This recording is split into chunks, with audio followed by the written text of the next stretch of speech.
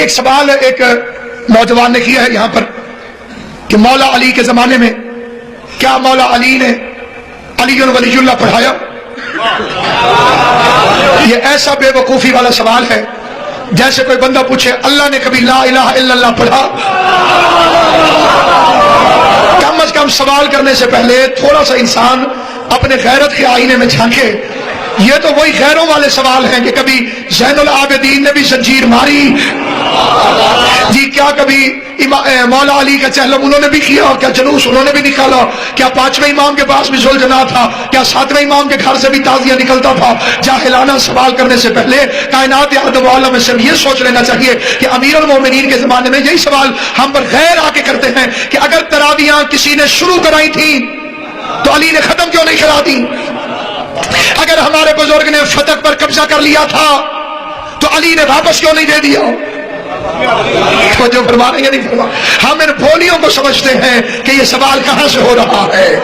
سامعین گرامی قدر، ایسا ہی ایک سوال اشرف علی تھانوی نے اپنی کتاب میں لکھا تھا کہ اگر 1.5 لاکھ کے مجمع میں غدیر کے جلسے کے انعقاد میں محمد مصطفیٰ علی کی خلافت کا اعلان کرتے تو 1.5 لاکھ صحابہ میں کیا مخلصین کی تعداد نہیں تھی کہ جو رسول کے اس حکم کی تعمیل کر لیتے اور علی کی خلافت بلا فاصل کو تسلیم کر لیتے؟ اشرف علی تھانوی کو ہمارے بزرگ علماء نے یہ جواب دیا تھا کہ احد کے میدان میں نبی نے 50 صحابہ کو درے پہ کھڑا کیا، فرمایا جنگ جیتے یا ہارے یہ درہ نہ چھوڑنا. یہ ہمیں مارتے مارتے مدینے پہنچا دیں تم درہ نہ چھوڑنا، ہم انہیں بھگاتے بھگاتے مکے پہنچا دیں یہ درہ نہ چھوڑنا، اور تمہیں برابر کا حصہ ملے گا، تمہیں تمہارا حصہ برابر کا ملے گا. جنگ شروع ہوئی، نبی کے دائیں اور بائیں 2 شیر لڑ رہے تھے. جو بندہ تھکا ہوا نہیں ہے جسے معلوم ہے ذکر علی بہرحال عبادت ہے، اس کے لیے فکرہ کہتا ہوں.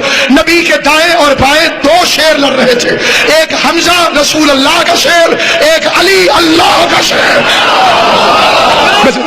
زبان نہ بولو. حمزہ لڑ رہا تھا، حمزہ لڑ رہا تھا وہ رسول اللہ کا شیر تھا، علی لڑ رہے تھے وہ اللہ کا شیر تھا. ادھر 2 شیروں کی تلواریں چلی، کافروں کو بھاگے کے علاوہ کوئی راستہ نہ ملا. کافروں نے، مشرکوں نے علی کی تلوار کے خوف سے موت سے پناہ مانگتے ہوئے امان کی صدائیں لگا کر بھاگنا شروع کیا. بھاگتے ہوئے کی فطرت یہ ہوتی ہے. بڑی تیزی سے اس لیے پڑھ رہا ہوں کہ وقت بڑا نازک ہے. قبلہ کعبہ خطاب فرمائیں گے، ان کے بعد ذیشان قربان صاحب نوحہ خوانی کریں گے. کافی دیر تک ماشاءاللہ اتنا مجمع یقیناً مقبولیت اور قبولیت کی دلیل ہے. قبولیت ہوتی وہی ہے جسے حسین کی ماں قبول فرما لے، قبولیت ہوتی وہی ہے جس میں 12واں امام دستخط کر دے. جس کا عقیدہ تھکا ہوا نہیں ہے اس کی توجہ چاہ کر ناصر عباس یہ فکر عرض کرنا چاہتا ہے. بھاگنے والے کی فطرت یہ ہوتی ہے کہ وہ اپنا سامان پھینکتا ہے تاکہ اسے بھاگنے میں آسانی ہو. بھاگتے ہوئے مشرکوں میں کسی نے خود کو پھینکا، کسی نے زرہ کو پھینکا، کسی نے تلوار کو پھینکا، کسی نے نیزے کو پھینکا. کافر پھینک گئے. مسلمانوں کے لشکر نے مال غنیمت کے طور پر اس سامان کو لوٹنا شروع کر دیا.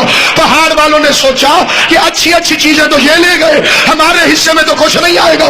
انہوں نے آپس میں مشورہ کیا. پہاڑ کو 48 صحابہ نے چھوڑا. کتنوں نے؟ 48 نے. کھڑے کتنے کیے تھے؟ 50. بھاگ کتنے آئے؟ 48. اسے کہتے ہیں 96%. نیچے آئے تلوار اٹھانے، نیزہ اٹھانے، برچی اٹھانے، پھینکا ہوا مال اٹھانے کے لیے دوڑتے ہوئے آئے. عالم اسلام سے بڑے ادب کے ساتھ پوچھنا چاہتا ہوں کہ جو لوگ نبی کی آنکھوں کے سامنے 4 ٹوٹی تلواروں کے پیچھے حکم محمد کو بھول سکتے ہو، وہ نبی کی آنکھیں بند ہونے کے بعد تخت خلافت کے لالچ میں علی ولی اللہ کو کیوں نہیں؟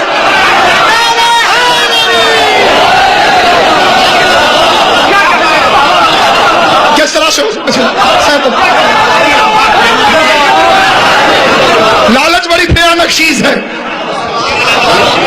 اور جب وہ میدان میں پہنچے چیزیں اٹھانے کے لیے، عالم اسلام، لشکر اسلام حالت رکوع میں آ گیا سامان اٹھانے کے لیے. خالد ابن ولید نے پیچھے سے آ کے حملہ کر دیا.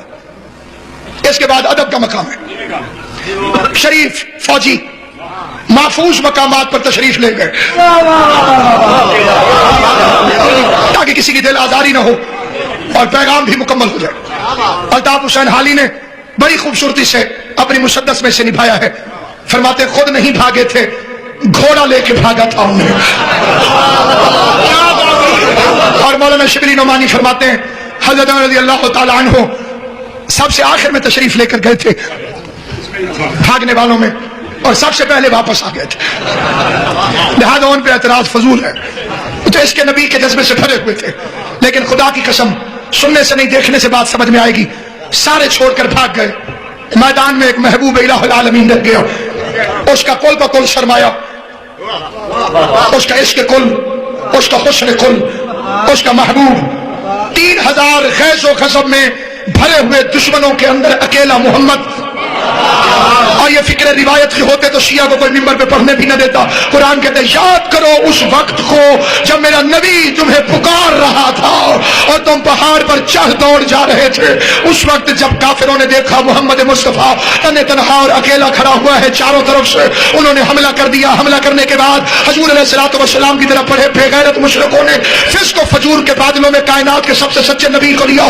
غیظ و غضب میں بھرے ہوئے کافر، کسی نے پتھر اٹھایا، کسی نے لاٹھی اٹھائی، کسی نے تلوار اٹھائی، کسی نے نیزہ اٹھایا، کسی نے برچھی اٹھائی، درمیان میں رہ گیا اکیلا محمد۔ چاروں طرف سے گھیر لیا بدماشوں نے، کوئی برچھی آگے کرتا تھا، کوئی تلوار جو اٹھائے ہوئے تھا، کوئی نیزہ جو اٹھائے ہوئے تھا، چاروں طرف سے مشکل میں گھرے ہوئے محمد مصطفیٰ نے ایک مرتبہ اپنی شیر سے بلند ہو کر اپنی طاقت سے آواز دے کے کہا یا علی۔ علی کی یہ ختم نہیں ہوئی تھی کہ مشرکوں اور محمد کے درمیان سے علی گزر گیا، کوئی اس رنگ سے ابو طالب کا بیٹا گزرا۔ علی نے اپنی تلوار کو ٹیڑھا کیا، محمد مصطفیٰ کے گرد 30 چکر کاٹے، یہ چکر کاٹتا جاتا تھا، محمد کا صدقہ اترتا جاتا تھا، مشرکوں کی گردنیں کٹتی جاتی تھی، کسی کا ہاتھ نہیں، کسی کا سینہ نہیں، کسی کے بازو نہیں، کسی کی آنکھیں نہیں، کٹ کٹ کے شمع رسالت کے گرد پروانوں کی لاشوں کی طرح علی نے لاشوں کے ڈھیر لگا دیے۔ یا مشرکوں نے سیاست کی چال چلی اور اعلان کر دیا قد قتل محمد، محمد قتل ہو گئے۔ ادھر مشرک ہنسے اور ادھر علی نے اپنی تلوار کو اپنے دائیں ہاتھ سے اپنے بائیں ہاتھ میں پھینکا۔ اب علی دائیں ہاتھ سے تلوار نہیں چلا رہا تھا، علی کی تلوار علی کے بائیں ہاتھ سے چل رہی تھی۔ میں ہاتھ جوڑ کے پوچھتا ہوں مولا، جب دایاں ہاتھ موجود ہے تو بائیں ہاتھ سے تلوار چلانے کی ضرورت کیا ہے؟ علی فرماتے ہیں میں نے محمد کے دشمنوں کو جیسے ہی ہنستا دیکھا، میں نے اپنے دائیں ہاتھ پر محمد کو اٹھا لیا، ادھر سے لڑتا تھا ادھر سے محمد کو اٹھا اٹھا کے کہتا تھا ہاذا محمد، ہاذا محمد، ہاذا محمد۔ توحید کی آواز آئی، میرے محمد قرضہ یاد رکھنا، آج سے تجھے اٹھا کے ہاذا محمد کہا ہے، کل تو غدیر کے میدان میں اس کا بازو پکڑ کے من خلد مولا ہو تو ہاذا